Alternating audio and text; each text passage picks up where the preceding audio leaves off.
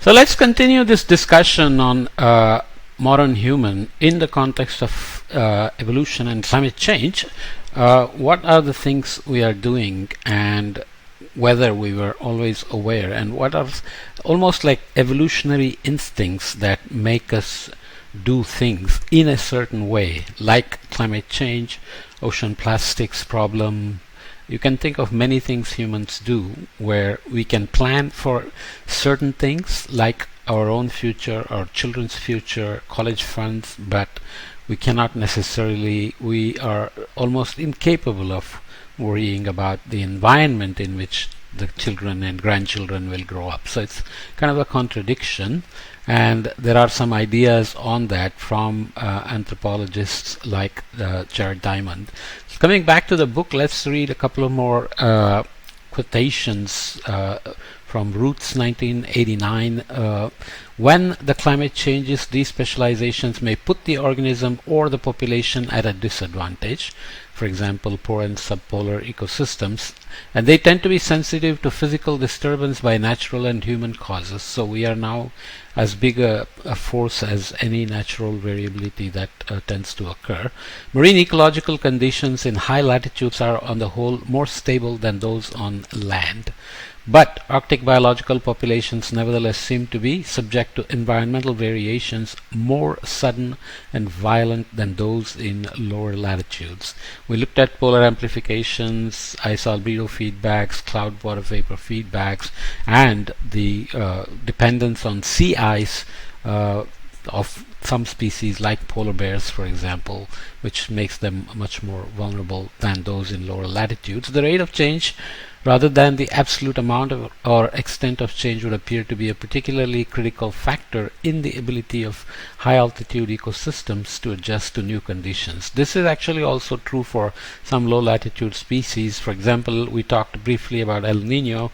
When El Nino happens, there are dramatic changes in temperature in the eastern Pacific, for example, upwelling reduced, productivity reduced, temperatures warming by several degrees, much larger than the global warming.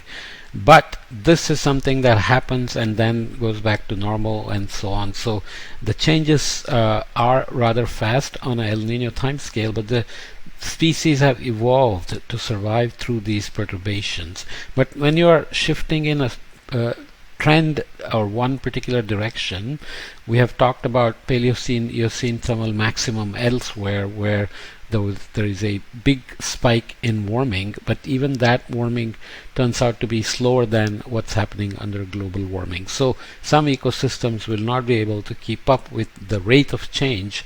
So it's the rate of change that matters, not always the amount of change. So El Nino is a big change, but they have evolved over time to deal with this perturbation. In 1989, scientists were also trying to draw our attention to the interconnectivity of the Earth's climate and ecosystems.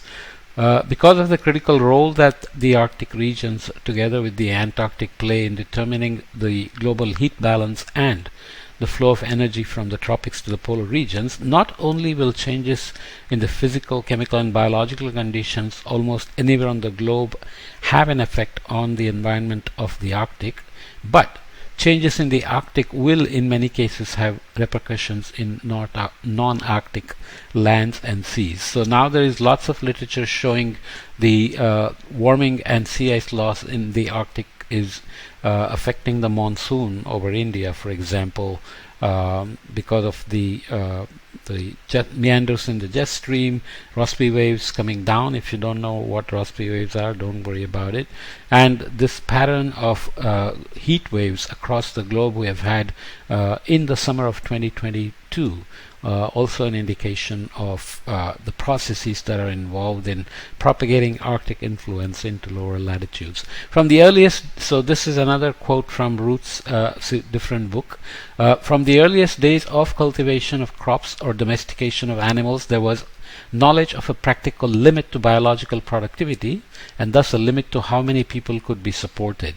I think many of you already know where this is going. As knowledge became more systematically organized and obvious, and sensible motion of a limit to the amount that could be produced or supported with any semi-closed system became known as a carrying capacity introduced by the early couple. A good current example is the River Nile. No river on earth is better known. For 5,000 years, clever people have been studying the Nile, using its vagaries, seasonal eccentricities to support, through most of human history, a vigorous society whose successive technologies were put to use as civilization advanced. The carrying capacity of the river system to support people was developed to its then practical limit in the Stone Age, increased again in the Bronze Age, once again in the Iron Age up to nearly modern times. But in the Electric Age, the Aswan Dam was built to expand the carrying capacity to a still higher level, to provide power for the industrialization of Egypt, to control flooding, and to irrigate new reclaimed desert lands, and it was hoped to support a population that had more than doubled in a century. Okay, technically the dam has worked just as was planned. But in Egypt's most fertile area, the Nile Delta, the cessation of annual flooding has led to an alarming increase of the parasitic disease schistosomiasis, which I will show in the next slide, or bilharzia. Farther upstream, the salt content of irrigated desert soils has run wild. A centuries-old sardine fishery in the eastern Mediterranean has disappeared, and the number of fish species in the river reduced from more than 130 to about 10. Serious drop in the number of species. Egypt, long an exporter of food to the surrounding region, now is dependent on imported fertilizer and has become a net food importer. There is little doubt that the vulnerability of the entire socio-economic complex in the lower Nile Valley to a change in climate or to mismanagement is now greater than before the dam was built. The production of the food has increased for a few years. But at what cost? Has the net carrying capacity increased? Has the industrial development designed to increase regional economic capacity maintained the vigor of the nation and improved the rights of all its citizens? One could ask, what might have been the situation in Egypt today had the Aswan Dam not been built? Such questions are at the heart of the issues of carrying capacity and the rights of people or nations to use or manipulate natural resources. There are similar examples on every continent where the manipulation of carrying capacity has led to new and larger problems. Okay, so schistosomiasis is a parasitic disease. This is from CDC. So you can see here eggs shed from the infected human in feces and in urine. So there are infective stages and diagnostic stages. You can see those here. So eggs hatch and release the myricedia. Myricedia penetrate snail tissue. Sporocysts develop in snail successive generations, so spores can stay around for a long time, even when there is a drought, for example. Free-swimming cercariae release from snail into water, which are infective. Cercariae penetrate the human skin. Cercariae lose tails during penetration and become schistosomiae, which is where the name schistosomiasis comes from. They get into the circulation system, migrate to portal blood in liver, and maturation into adults in the system, and then the cycle continues. So here you have paired adult worms migrate to the human system.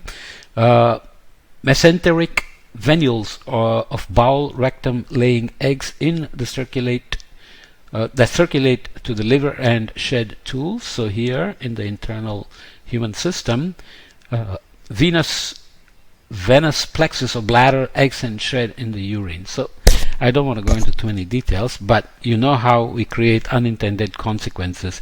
So Jared Diamond uses this idea of creeping normalcy and landscape amnesia that lead to certain actions that end up being irreversible, and he argues that they lead to collapse, and that societies can make a choice to avoid collapse.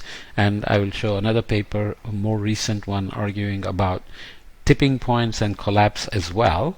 As I've mentioned before, I'm not a big fan of the collapse idea because civilizations tend to decline and disappear rather than collapse. So how they merge with other, how they migrate, how they deal with the perturbations, persistent changes in one place may depend on many details, and I don't think there is a collapse as such. Okay, so this is the frog in a slowly warming pot. Of course, if you drop a frog into boiling water, I hope you don't, it's supposed to sense it and jump out in response, whereas if you put it in a pot of water and warm it slowly, it's not smart enough to figure out that temperatures are warming till it's too late. So that's the United Nations 2 planet Earth idea, but people have done modeling to look at landscape amnesia effect. So let's say you have natural resources and there is a resource capacity per acre, which obviously depends on soil quality, and that affects resource capacity per acre, which in general affects the availability of natural resources. And there is an intrinsic time to renew the resources, like agriculture, monocropping, fertilizers, multiple cycles per year, and so on, may affect these natural time scales, and we keep on adding more fertilizers to make it possible to continue food production. But here you can go into two loops if you are not in this sustainable method, let's say.